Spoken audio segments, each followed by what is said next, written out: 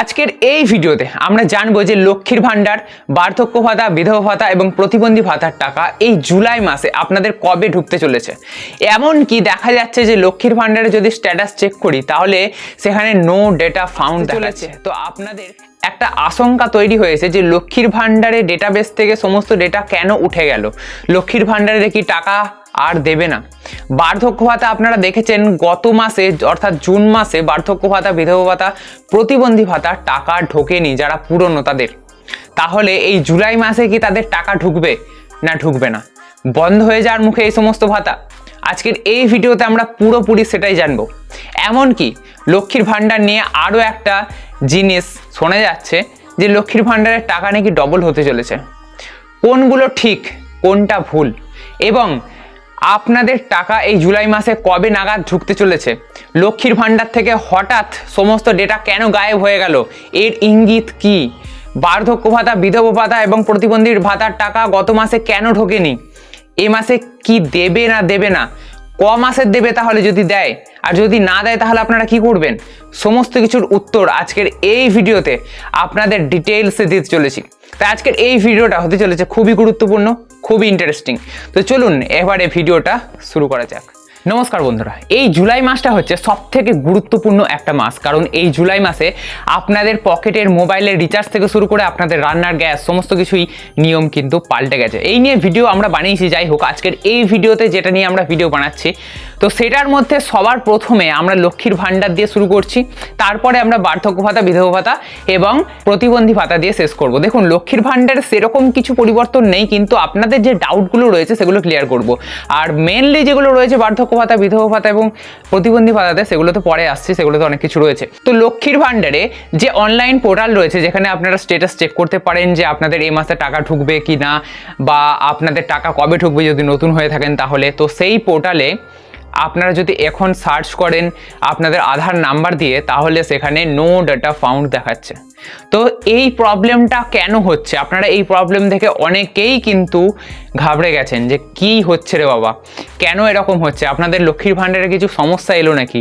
তো এটা আপনাদের যদি সোজা কথাই বলি তাহলে সেরকম কোনো প্রবলেমই নয়, যদি জটিল কথাই বলি তাহলে এটার ভিতরে সার্ভারের ইস্যু চলছে, ভিতরে কাজ চলছে, তো সেই জন্যই এরকম প্রবলেম আসছে, ঠিক আছে।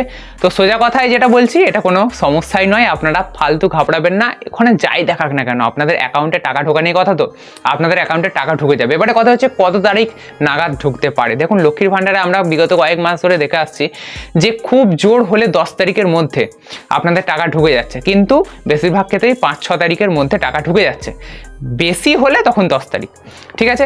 তো আপনারা এবারেও ধরে রাখতে পারেন 5-6 তারিখের মধ্যে আপনাদের অ্যাকাউন্টে টাকা ঠিকই ঢুকে যাবে লক্ষ্মীর ভান্ডার প্রকল্পের।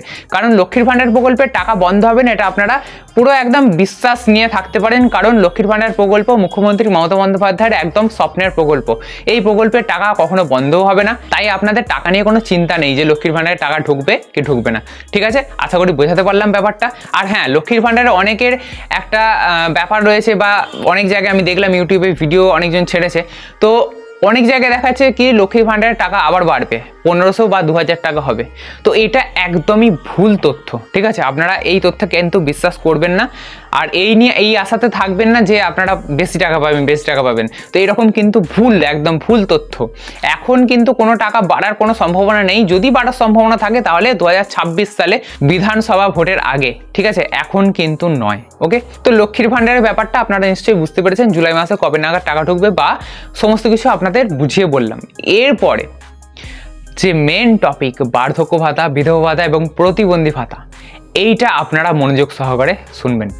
দেখা যাচ্ছে যে গত মাসে অর্থাৎ জুন মাসে নতুনদের বার্ধক্য ভাতা যথাসময়ে ঢুকলেও পুরনোদের বার্ধক্য ভাতা কিন্তু ঢোকেনি এখনো পর্যন্ত। জুন মাসে পুরো মাসটা চলে গেল কিন্তু টাকা ঢোকেনি, ব্যাপারটা কি হলো। দেখুন যদি আমরা কয়েক মাস আগে ফিরে যাই তাহলে দেখতে পারবো যে এরকম ঘটনা কিন্তু ঘটেছিল, বারংবার ঘটেছিল, একবার নয়। তো সেইখান থেকে যদি আমরা শিক্ষা নিতে চাই তাহলে এরকমটা দাঁড়াবে যে বার্ধক্য ভাতার টাকা যদি কোনো মাসে না ঢোকে তাহলে তার পরের মাসে দ্বিগুণ টাকা দিয়েছে। আবার এরকমও ঘটেছে যদি কোনো মাসে না ঢোকে তাহলে পরের মাসে একটারই টাকা দিয়েছে, একটা টাকা আপনাদের মার চলে গেছে। এই দুটো ঘটনাই কিন্তু ঘটেছে বিগত কয়েক মাসে। এখানে বলে রাখা দরকার, আপনারা যদি ভালোভাবে লক্ষ্য করেন তাহলে ফেব্রুয়ারি মাস থেকে যাদের নতুন বার্ধক্য ভাতা চালু হয়েছে তাদের টাকা কিন্তু সঠিক সময়ে ঢুকে যাচ্ছে প্রত্যেক মাসের 2-3 তারিখ করে। কিন্তু যাদের পুরনো অনেক দিন ধরে টাকা পেয়ে আসছে তাদের কিন্তু গন্ডগোল হচ্ছে। এবারে কেন গন্ডগোল হচ্ছে সেটার জন্য আপনাদের যদি কারণ দিই, তাহলে কারণটা আপনারা নিশ্চয়ই জানেন যে রাজ্য সরকারের কোষাগারে টান পড়েছে বহুদিন ধরে বিভিন্ন প্রকল্প চালাতে গিয়ে। তো সেই জন্যই হতে পারে যে আপনাদের প্রতি মাসে একদম সময় মতো টাকা ঢুকছে না।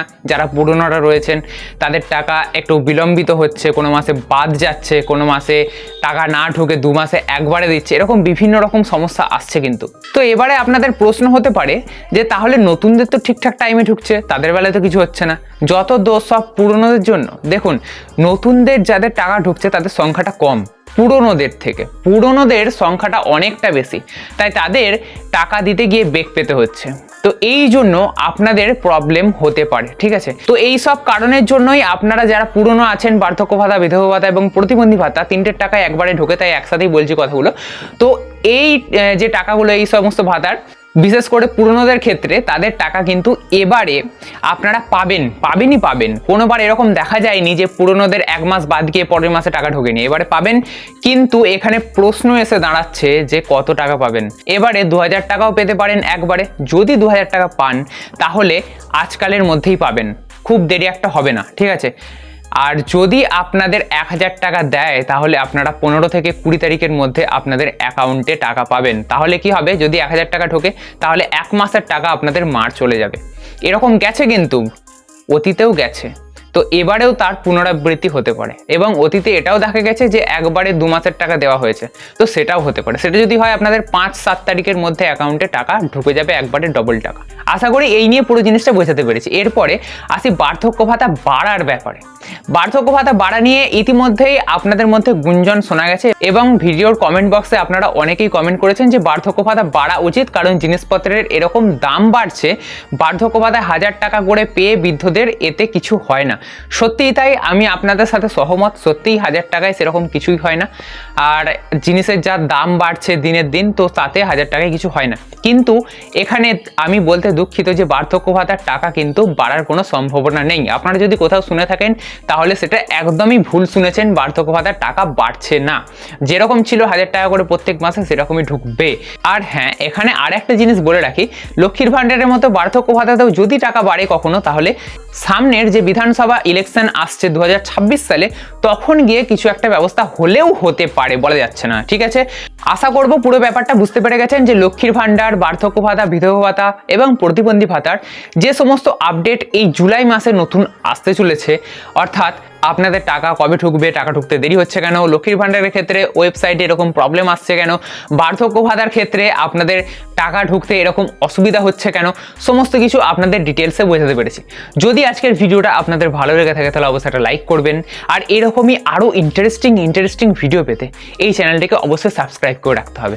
আর এই ভিডিওটা আপনারা কোন জেলা থেকে দেখছেন সেটা অবশ্যই কমেন্ট বক্সে কমেন্ট করে জানাবেন। কোন জেলা থেকে ভিডিওটা দেখছেন এটা যদি আমি জানতে পারি তাহলে আমারও সুবিধা হয় সেই জেলা অনুযায়ী আপনাদের আপডেট দিতে। আশা করবো আজকের ভিডিওটা আপনাদের অনেক ভালো লাগবে। দেখা হচ্ছে পরবর্তী কোনো ইন্টারেস্টিং ভিডিওর সাথে।